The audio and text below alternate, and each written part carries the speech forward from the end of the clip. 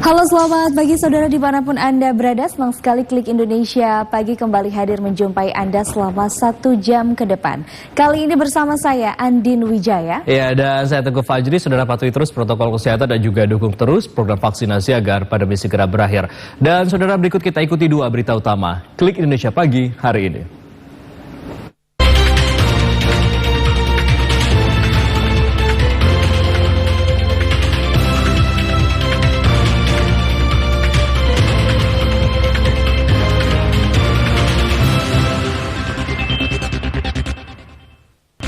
Kita awali informasi pertama, saudara. Aktivitas Gunung Semeru di Jawa Timur masih didominasi letusan atau erupsi dan gempa guguran hingga Selasa kemarin. Masyarakat diimbau tidak beraktivitas pada radius 17 km dari puncak Semeru. Sementara itu, banjir lahar dingin Gunung Semeru menerjang sejumlah daerah di Kabupaten Lumajang pada Selasa sore. Akibatnya, akses warga desa setempat pun tertutup karena jembatan limpas yang berada di Desa Jugodari, Kecamatan Candipuro, Kabupaten Lumajang tertutup batu vulkanik sisa awan panas. Saudara, aktivitas Gunung Semeru di Jawa Timur masih didominasi letusan atau erupsi dan gempa guguran. Masyarakat juga diimbau tidak beraktivitas pada radius 17 km dari puncak Semeru. Lalu untuk mengetahui bagaimana situasi terkini dan kondisi para pengungsi, kita akan menuju ke reporter Puji Anugrah Leksono di Lumajang, Jawa Timur. Puji, selamat pagi. Bagaimana kondisi para pengungsi saat ini di sana? Iya, dapat kami laporkan bahwa saat ini saya sedang berada di Desa Sumbermujur, Kecamatan Candipuro, Kabupaten Lumajang. Desa Sumbermujur ini berada di sisi timur Gunung Semeru, tepatnya di jarak sekitar 10 km dari puncak Gunung Semeru. Dapat kami gambarkan secara visual Gunung Semeru yang berada di belakang saya secara jelas tidak tertutup awan kabut sama sekali, namun sesekali semburan awan putih pekat juga menyembur dari Kawah Jonggrang Saloko, tinggi kolom sekitar 1 km. Berdasarkan laporan dari petugas pos pantau Pusat Vulkanologi dan Mitigasi Bencana Geologi, dapat kami laporkan bahwa sepanjang hari kemarin mulai pukul 00 hingga pukul 24.00 tadi malam, Gunung Semeru sudah mengalami 88 kali letusan, 5 kali guguran, dan 2 kali banjir lahar dingin. Dapat kami laporkan bahwa banjir lahar dingin yang merupakan bahaya sekunder dari Gunung Semeru ini sudah sampai di Desa Jugosari, Kecamatan Candipuro, Kabupaten Lumajang, yang jaraknya sekitar 30 km dari puncak Mahameru. Hingga saat ini Gunung Semeru masih berstatus awas atau level 4, di mana petugas menghimbau warga untuk tidak melakukan aktivitas hingga jarak 17 km dari puncak Mahameru. Warga juga dilarang mendekat ke sepanjang daerah aliran sungai sejauh 500 meter karena bahaya banjir lahar dingin tadi. Sementara itu, kondisi para pengungsi yang tersebar di 12 titik lokasi yang ada di Kabupaten Lumajang, jumlahnya sudah jauh berkurang dari hari pertama. Jika pada hari Minggu malam lalu tercatat jumlah pengungsi mencapai 2.219, kemudian menyusut menjadi 1.900, hingga akhirnya sekarang tinggal 600 jiwa yang tersebar di 12 titik lokasi tersebut. Pengurangan ini terjadi karena banyak pengungsi yang sudah kembali ke tempat asal dan juga banyak yang sudah berpindah ke hunian sementara atau huntara dan juga huntap yang merupakan relokasi yang disediakan oleh pemerintah. Hingga saat ini mereka dalam kondisi baik, sehat, tetap dalam aktivitas masing-masing. Demikian.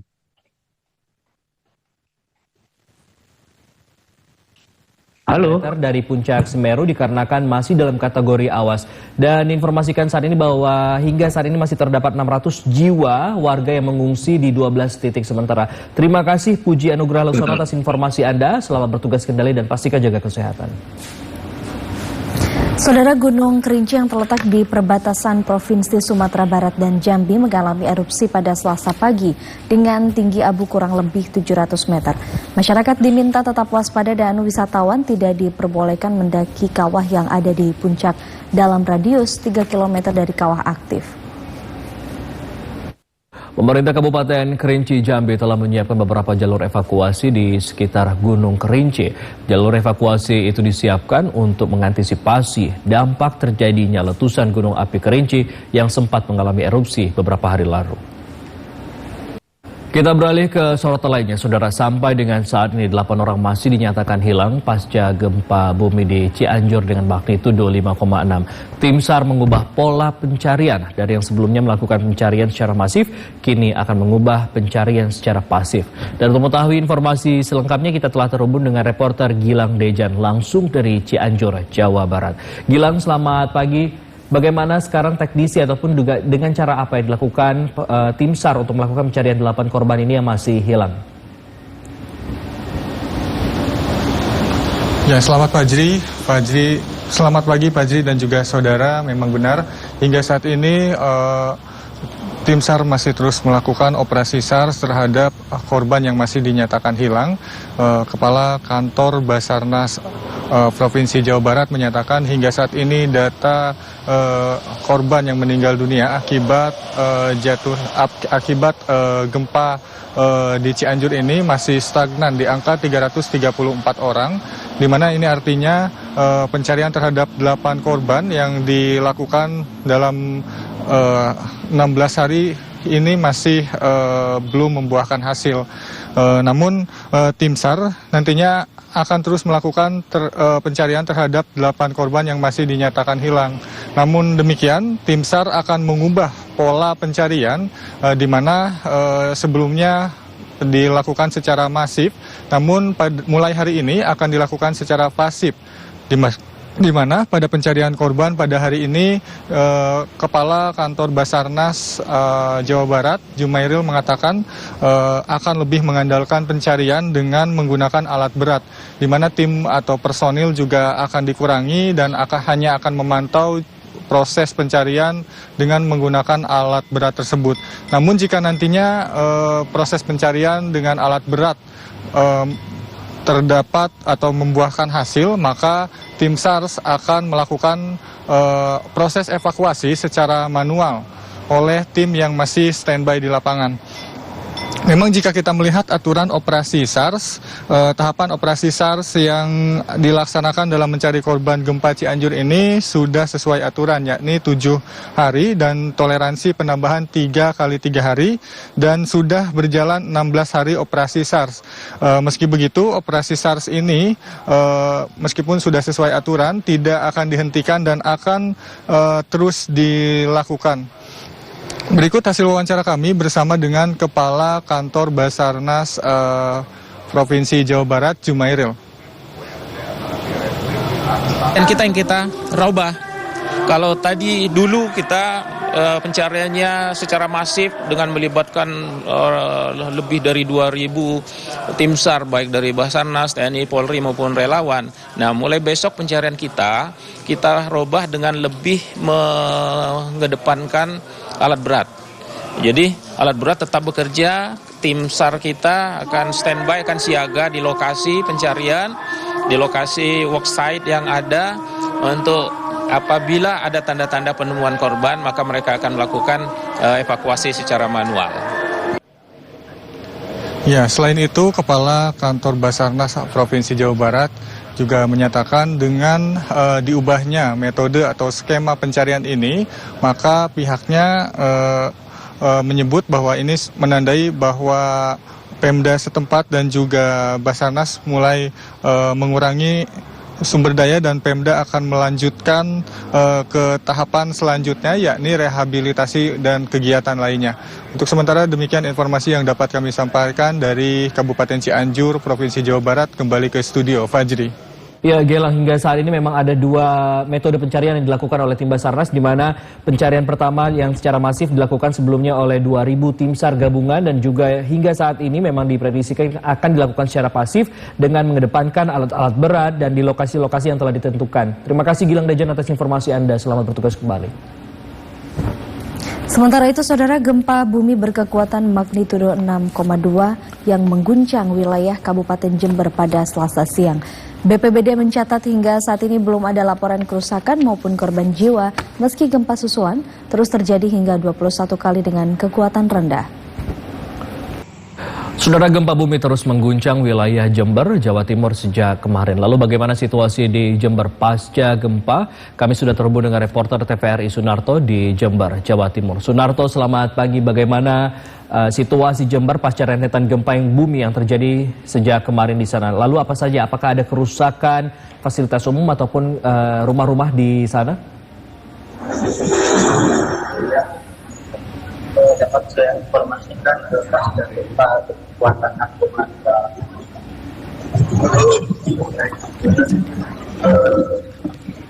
pada tempat seperti biasa tidak menggunakan untuk saat ini BPBD Jember masih melakukan penghimpunan data dari beberapa napi termasuk berkoordinasi dengan desa. Apakah ada kerusakan akibat gempa pada siang kemarin? Sejauh ini BPBD menyebutkan tidak ada kerusakan apapun baik aktivitas kantoran, rumah warga dan lokasi sekolah.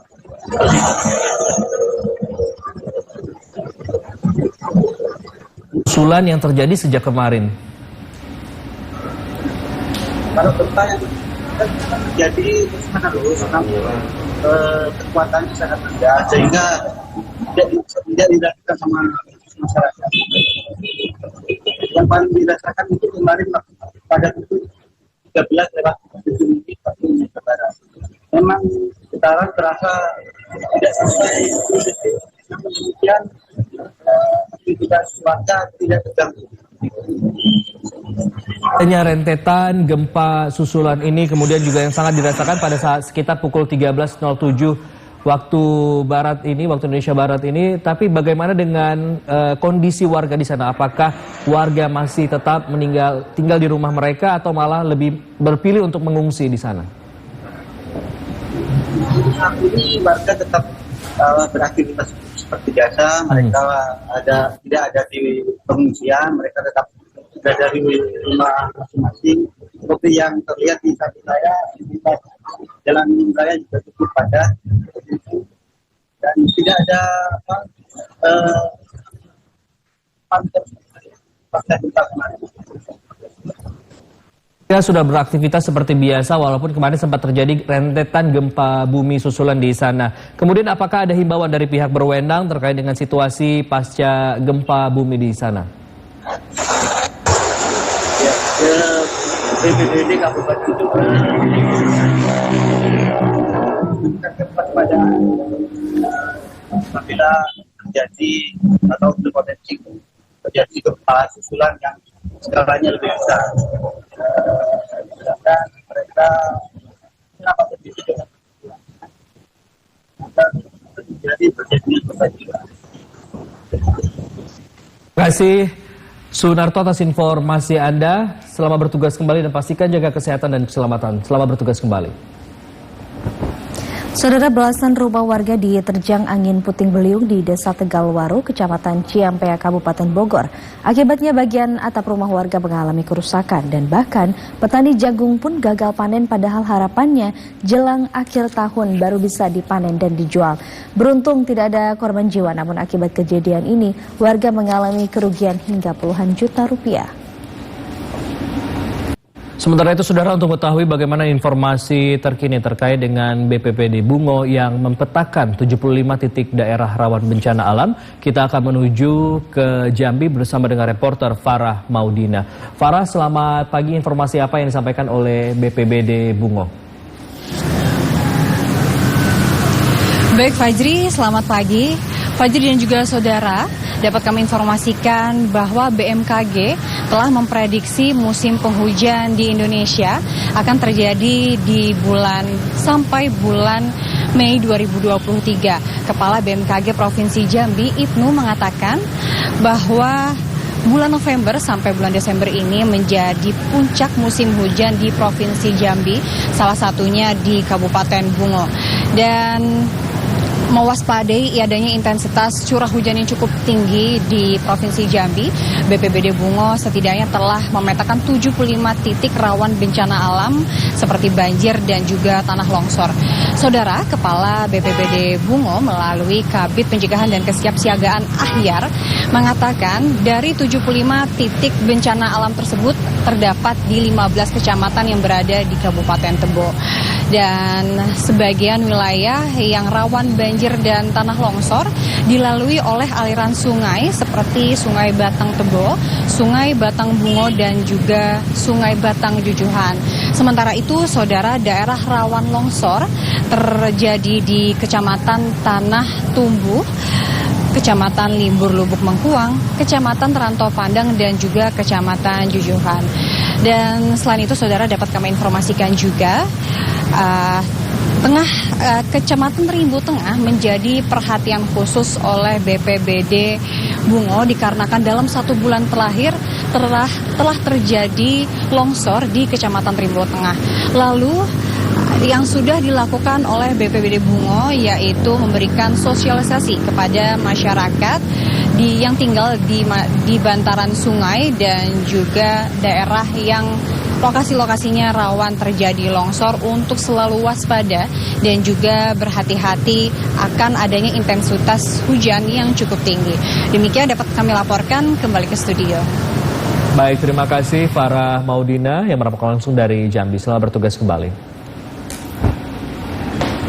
Sejumlah informasi lainnya akan kami hadirkan usai jeda berikut ini. Klik Indonesia Pagi, segera kembali.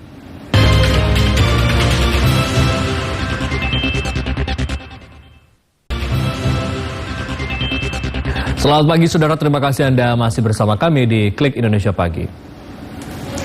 Saudara, DPR RI bersama pemerintah resmi mengesahkan rancangan Kitab Undang-Undang Hukum Pidana menjadi undang-undang menggantikan KUHP warisan Belanda dalam rapat paripurna Selasa 6 Desember 2022. Menteri Hukum dan HAM Yasona Lawli mengatakan DPR sudah mensahkan KUHP baru dan akan dikirim ke Presiden untuk diundangkan. Setelah resmi ada 3 tahun untuk mensosialisasikan kepada masyarakat.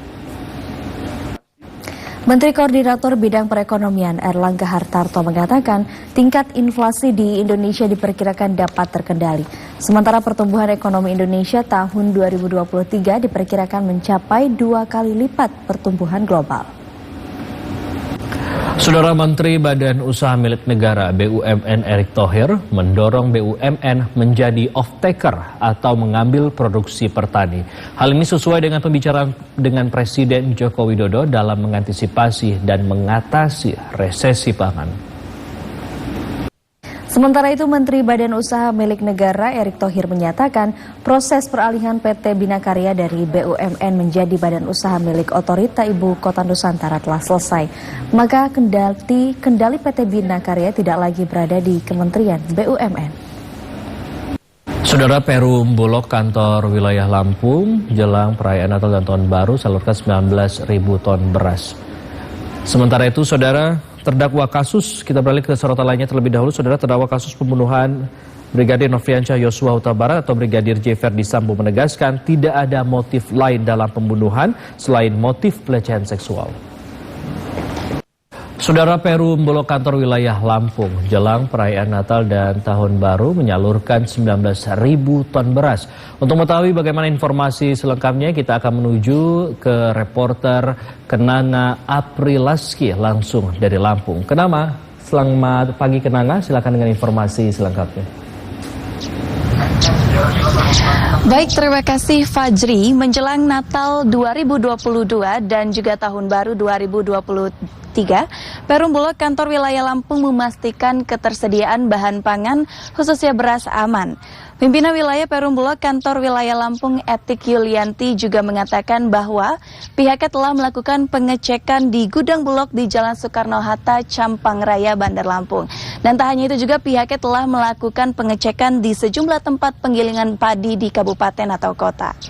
Perum Bulog juga menyatakan minimal memiliki stok beras sebanyak 15.000 ton untuk memenuhi kebutuhan masyarakat beberapa bulan ke depan dan juga tentunya untuk memenuhi kebutuhan perayaan Natal 2022 dan Tahun Baru 2023. Etik Yulianti juga menjelaskan pihaknya terus melakukan penyerapan dan bekerjasama dengan Kabupaten Pringsewu, Pesawaran, Tanggamus, dan juga Kota Bandar Lampung. Sebanyak 19.000 ton beras di gudang Bulog Lampung telah disalurkan ke beberapa provinsi diantaranya yakni Provinsi Bengkulu, Riau, Jambi, Sumatera Selatan, Sumatera Utara, dan juga Sumatera Barat.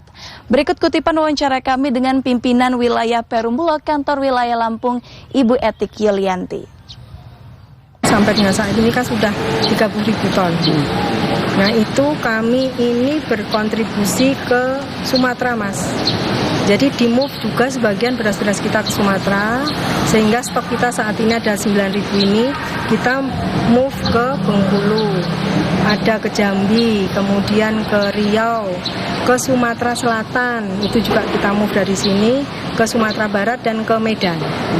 Kita udah move sebanyak 19.000. Etik Yulianti juga menghimbau kepada masyarakat agar tidak khawatir dan membeli beras secara berlebihan, sebab akan menimbulkan kepanikan dan kelangkaan di pasar. Demikian informasi yang dapat saya informasikan dari Lampung, kembali ke studio. Terima kasih Kenanga Aprilaski atas informasi Anda. Selamat bertugas kembali dan pastikan jaga kesehatan. Kita beralih ke sorotan lain, saudara. Pernikahan putra bungsu Presiden Republik Indonesia Joko Widodo, Kaisang Pangarep dan Erina Sofia Gudono tinggal menghitung hari. Polda Daerah Istimewa Yogyakarta menyiapkan sekitar 500 personil untuk mengamankan rumah Erina hingga lokasi akad nikah. Saudara Menteri Pemuda dan Olahraga Zainuddin Amali mengatakan keputusan memulai kembali kompetisi sepak bola Liga 1 Indonesia. Salah satunya karena tim nasional Indonesia memerlukan sejumlah persiapan.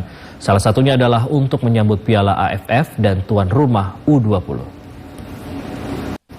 Sementara itu, Wakil Menteri Pertanian Republik Indonesia melakukan tinjauan ke Ibu Kota Negara Nusantara, Kabupaten Penajam Pasir Utara. Kunjungan ini untuk melihat kesiapan kabupaten ini sebagai kawasan yang akan menjadi pusat lumbung pangan penyangga IKN Nusantara. Dan saudara, sejumlah informasi menarik lainnya masih akan kami hadirkan usai jeda iklan berikut ini. Tetaplah bersama kami di Klik Indonesia Pagi.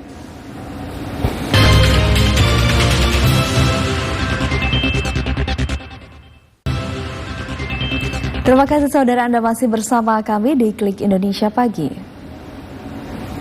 Saudara, 25.000 orang dari 53 negara menyampaikan pesan perdamaian untuk menciptakan dunia yang damai dan aman tanpa perang.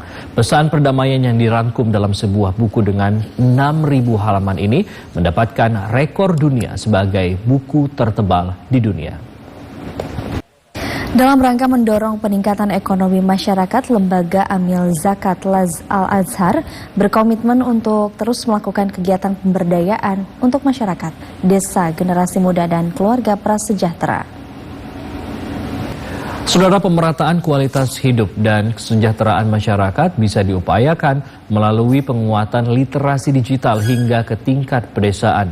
Hal tersebut yang dilakukan oleh Perpustakaan Nasional melalui program transformasi perpustakaan berbasis inklusi sosial atau TPBIS.